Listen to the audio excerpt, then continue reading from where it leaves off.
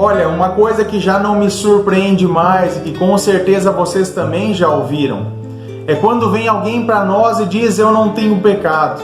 Talvez vocês já ouviram de alguém da própria boca da pessoa dizendo: eu não tenho pecado nenhum. E essas pessoas, elas falam com tanta certeza sobre isso que elas mesmas acreditam nas suas próprias mentiras. Como eu já ouvi pessoas falando de boca cheia: eu não possuo pecado nenhum. E aí então eu perguntei, qual é o segredo para tamanha perfeição? Qual é o segredo para não ter nenhum pecado? Mas não tive nenhuma resposta. E eu pergunto a você, você também faz parte desse grupo de pessoas que nunca pecaram ou que não tem pecado nenhum? Deixa eu contar uma pequena historinha para vocês. Conta-se que certa vez um evangelista ele se deparou com um homem que sempre de novo dizia que não possuía nenhum pecado. Ele escapulia de todas as tentativas do homem de Deus de convencer ele dos seus erros. Ele diz: olha, eu sou um bom pai, eu sou um bom marido, eu sou um bom vizinho, eu sou um bom cidadão, eu sou honesto, sou uma pessoa que trabalha muito, eu cumpro com as minhas obrigações, eu não tenho nada do que me arrepender. Mas em certo momento da conversa, é como se o Espírito Santo sussurrasse no ouvido do pregador, e o Espírito Santo falava: pergunte a ele sobre o biscoito. E assustado em pensamento, o pregador ficou pensando: mas que loucura é essa da minha cabeça? Daí ele ficava pensando: biscoito? Mas o que é isso, meu Senhor? E a voz do Espírito Santo repetia-se de novo, dizendo: obedeça-me, pergunte a ele sobre o biscoito. Então você não tem nenhum pecado? Perguntou o pregador. Certo, não tenho nada do que me arrepender. Bem, então Deus está me mandando fazer uma pergunta a você. É uma pergunta que parece muito esquisita, eu sei, eu não sei o que é, não sei o que significa, mas eu creio que você deve saber. O Espírito Santo de Deus me pergunta: e o biscoito? Uma facada no estômago daquele homem não teria causado uma dor maior.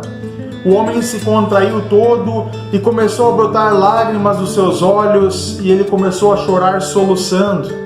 Biscoito? Mas que biscoito?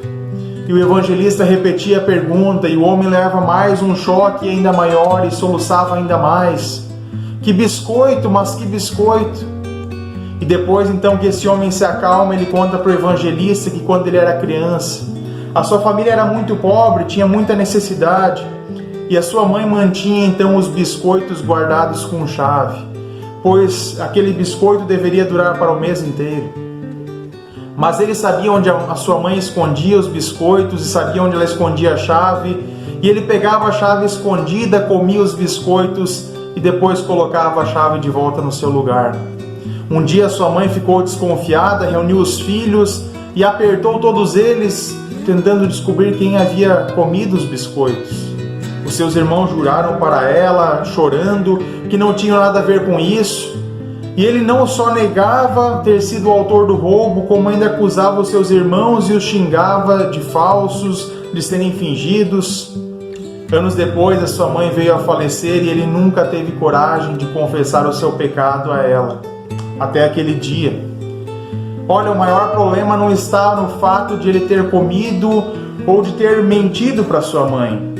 Ele já não tinha mais como consertar aquilo que ele havia feito, por mais errado que aquilo fosse.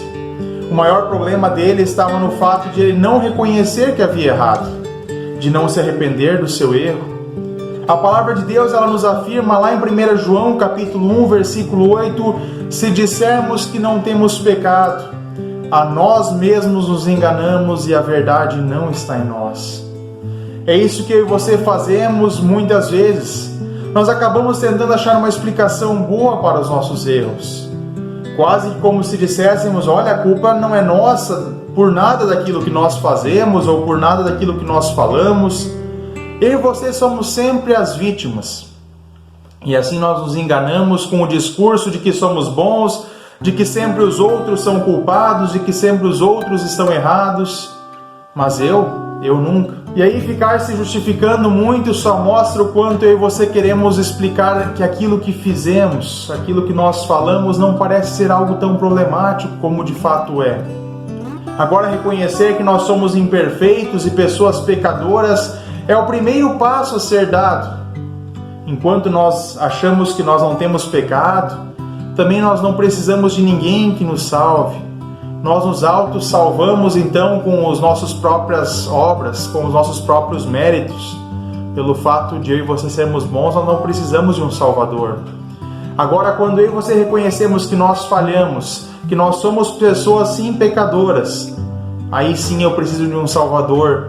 Eu preciso de alguém que possa me salvar, eu preciso de alguém que morra no meu lugar, que pague o preço que eu deveria ter pago.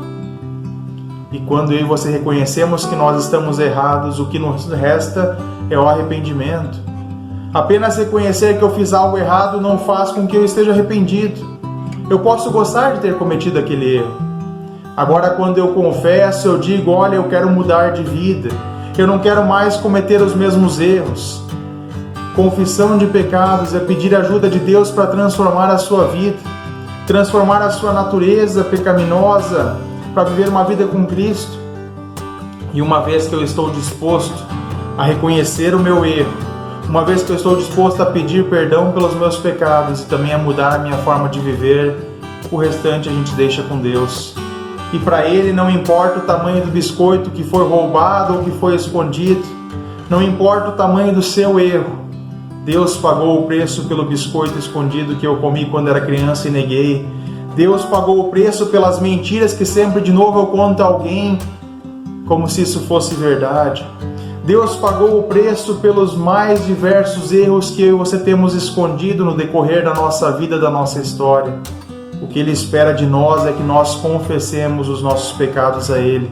E Ele faz isso. Ele nos perdoa. E Ele nos perdoa porque Ele ama a mim e também ama a você. Pense nisso e tenha um abençoado dia e uma ótima semana.